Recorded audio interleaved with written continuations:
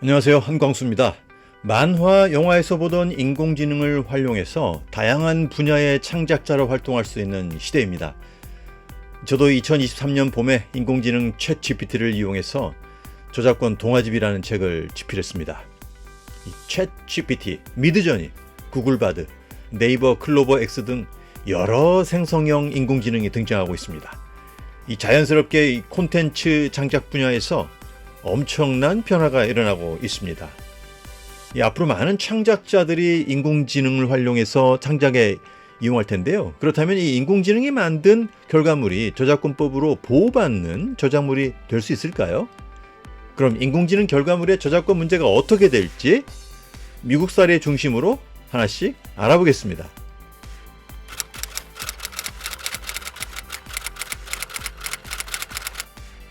먼저 인공지능 결과물은 아니지만 결론이 같은 비슷한 사건을 알아보겠습니다. 야생동물 전문 사진작가인 데이빗 슬레이터와 원숭이 사진에 대한 이야기입니다. 그는 2011년 세계에서 섬이 가장 많은 나라인 인도네시아 슐라웨시 섬에 방문합니다. 당시 이 섬에 5천 마리 정도밖에 남지 않은 멸종위기종 검정 꼬리 원숭이가 있었습니다. 이 원숭이들을 찍는 과정에서 서로 간에 교감이 생겼을까요? 호기심 많은 원숭이 한 마리가 그의 카메라를 훔쳐서 달아납니다. 3일 뒤에 사진기를 찾은 데이빗 슬레이터는 찍힌 사진을 보고 깜짝 놀랐습니다. 원숭이 셀카 사진 수백 장이 있었기 때문입니다. 사진 대부분은 초점이 맞지 않고 몇 장만 맞았다고 합니다. 그 중에 가장 잘 나온 사진들이 알려지면서 이 세상에 관심을 받은 것이죠. 이 사진이 위키피디아에 실리자 데이빗 슬레이터는 사진을 내리라고 합니다. 하지만 위키피디아에서 거절하지요. 자, 그렇다면 원숭이가 찍은 이 사진의 저작권은 누구에게 있을까요? 그렇다면 이 사진을 찍은 원숭이일까요? 아니면 사진을 가지고 있는 데이빗 슬레이터일까요? 아무에게도 없을까요? 정답은 아무에게도 없습니다. 이유는 아주 간단합니다. 사진을 찍은 사람이 아무도 없기 때문입니다. 잠시 헷갈리시나요? 사진은 원숭이가 찍었지 사람이 찍은 것이 아니죠. 저작권법에서 보호하는 저작물의 기본 요건은 사람이 창작해야 합니다. 그러니까 원숭이가 찍은 사진이 가장 아름다운 사진이라 해도 처음부터 저작권이 없습니다. 자, 그러다 나중에 다른 동물 단체에서 이 원숭이의 저작권을 대행 관리하겠다면서 슬레이터에게 소송합니다. 자, 이런 소송과 저작권 문제로 지친 슬레이터는 이 단체에게 원숭이 사진 수익 25%를 기부하기로 하면서 긴 소송전을 마무리합니다. 이 사진으로 실제 수익이 없었다는데 이 마음고생만 한 것 같습니다. 여기서 중요한 것은 저작권은 이 사람이 창작해야만 저작권법으로 보호받는다는 점입니다.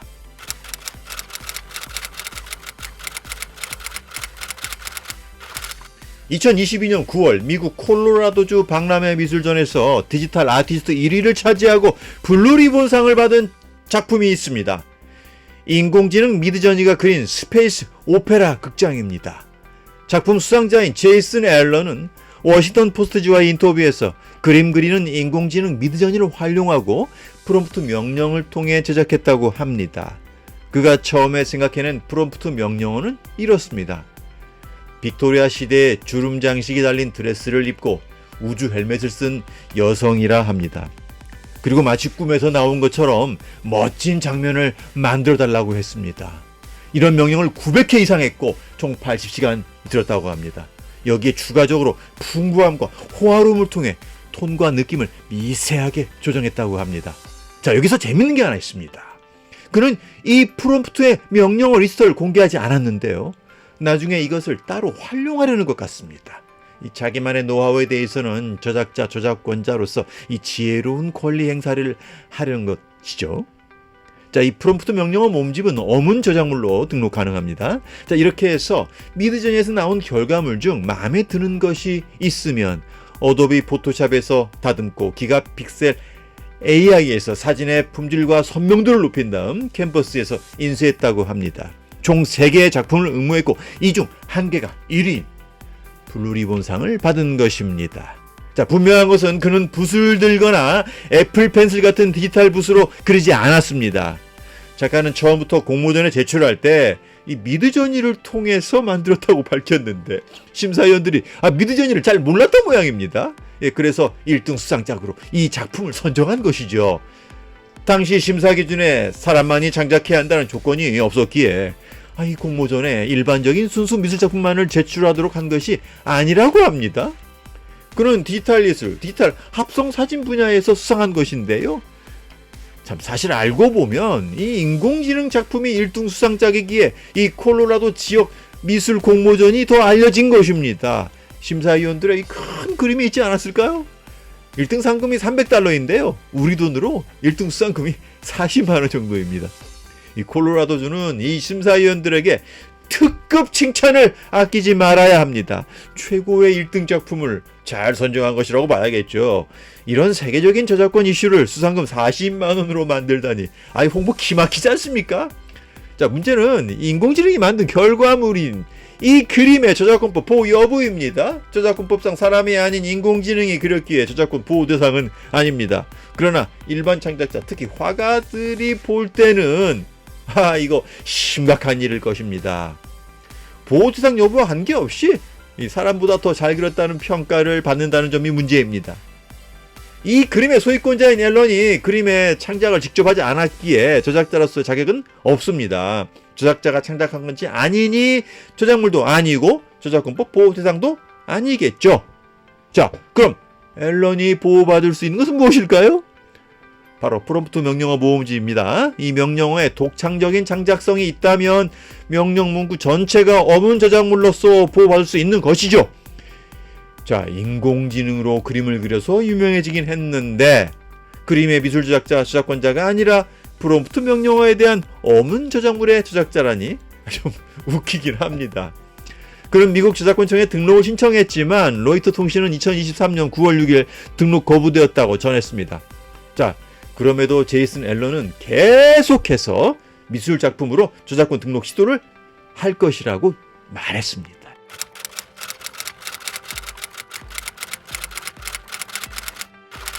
자, 카시타노바라는 미국의 작가는 새벽의 자리라는 스토리를 만들고 인공지능 미드저니로 만화를 그리도록 했습니다. 당시 친한 친구를 잃었고 사랑하는 할머니도 돌아가시자 슬프고 우울한 날을 보냈다고 합니다. 카시타노바는 두 사람과 자기의 이야기를 직접 글로 쓰고 인공지능 미드저니를 통해 그림 작업을 시작했습니다. 자기가 원하는 그림이 나올 때까지 작업했다는데요. 미드저니로 2주일 동안 18장 정도 그렸다고 합니다. 이 인공지능이 사람이 아니다 보니까 작가의 요청대로 나오지 않은 것이죠. 자, 원하는 그림이 나올 때까지 상당한 정신적인 노동이 들어갔습니다.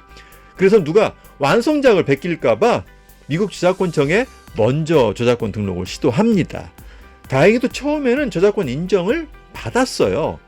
자, 미국의 역사적인 인공지능 저작권 및 첫 인정 사례로 남을 뻔했습니다. 하지만 미국 저작권청은 이 사실을 뒤늦게 알고 결정을 바꿉니다. 사람이 창작한 스토리만 저작권을 인정하고 인공지능이 만든 만화의 저작권은 취소했습니다. 사람이 창작한 부분과 인공지능이 창작한 부분을 엄격하게 구분해서 저작권 인정 여부를 판단한 것입니다.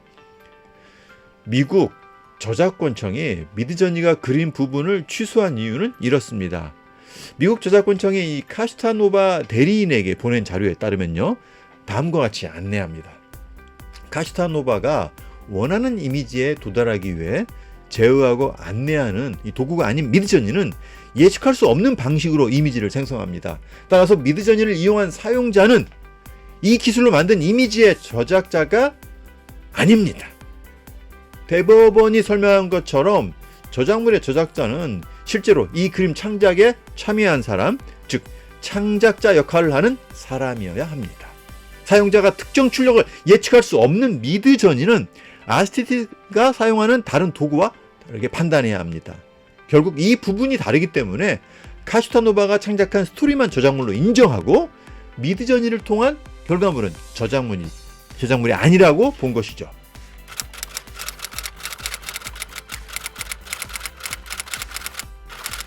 자, 미국의 스티븐 탈러는 인공지능이 만든 천국의 최근 입구 그림의 저작권 등록 거절에 대해서 소송했습니다. 이 작품은 그가 창작하지 않고 그가 만든 인공지능 크리에이티비티 머신이 만들었습니다. AI가 만든 그림의 저작권 등록을 위해 미국 저작권청에 여러 번 시도했지만 실패했습니다. 그는 인공지능이 창작했으니 인공지능이 저작자가 되고 이 프로그램을 자신이 만들고 소유했으니 자연스럽게 자신이 저작권자가 된다고 주장했습니다. 미국 저작권청이 계속 등록 거부하자 2023년 1월 법원에 소송을 제기했습니다. 2023년 8월 18일 미국 콜롬비아 지방법원 하웰 판사는 사람이 창작한 저작물만 저작권 등록이 가능하기에 저작권청의 등록 거부가 정당하다고 판결했습니다. 스티븐 탈러는 이 그림 외에 이미 다부스라는 다른 AI 발명 프로그램에 대해서도 여러 나라의 특허 등록을 시도했지만 영국, 독일, 미국 등에서 실패했습니다. 역시 발명자가 사람이 아니기 때문에 등록이 거절된 것입니다. 여기서 오해하면 안 되는 것이 하나 있습니다. AI 구성 요소가 포함된 모든 예술 작품이 저작권 등록이 불가한 것은 아닙니다. 사람이 창작의 주체가 되고 인공지능을 창작 도구로 활용한다면 저작권 등록이 가능하다는 것이죠.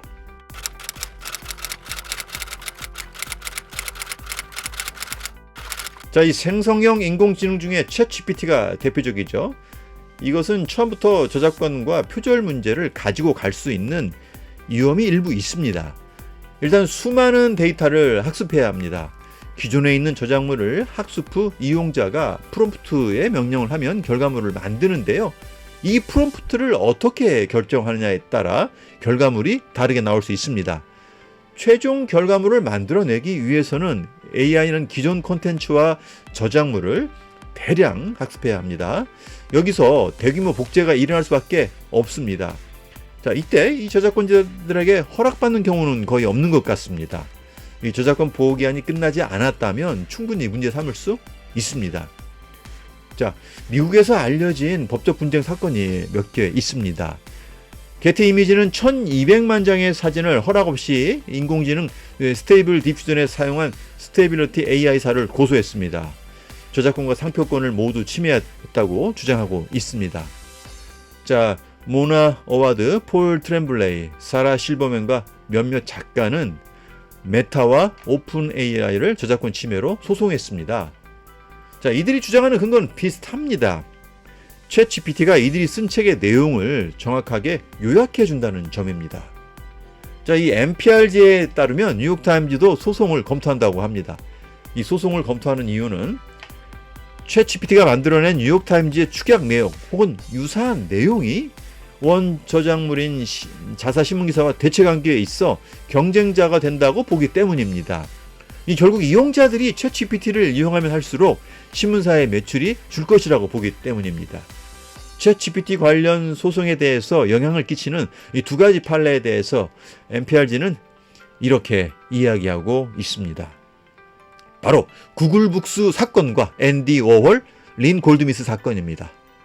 첫째, 이 구글 북스 관련 사례는 공정 이용으로 판단했습니다. 이 미국 법원은 구글 북스 프로젝트로 인해 출판사와 저작자들의 침해 피해를 인정하기 어렵다고 판단했습니다.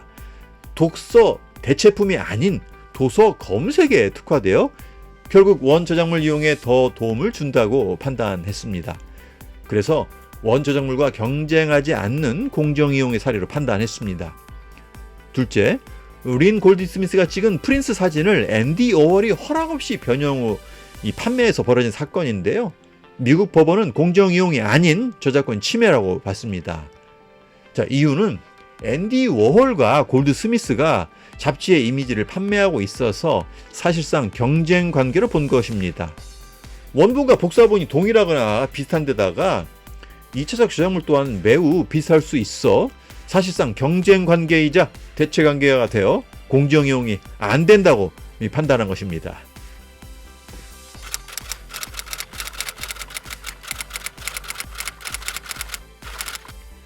미국 저작권청은 인공지능 결과물에 대해 저작권 등록 가이드라인을 2023년 초에 발표했습니다.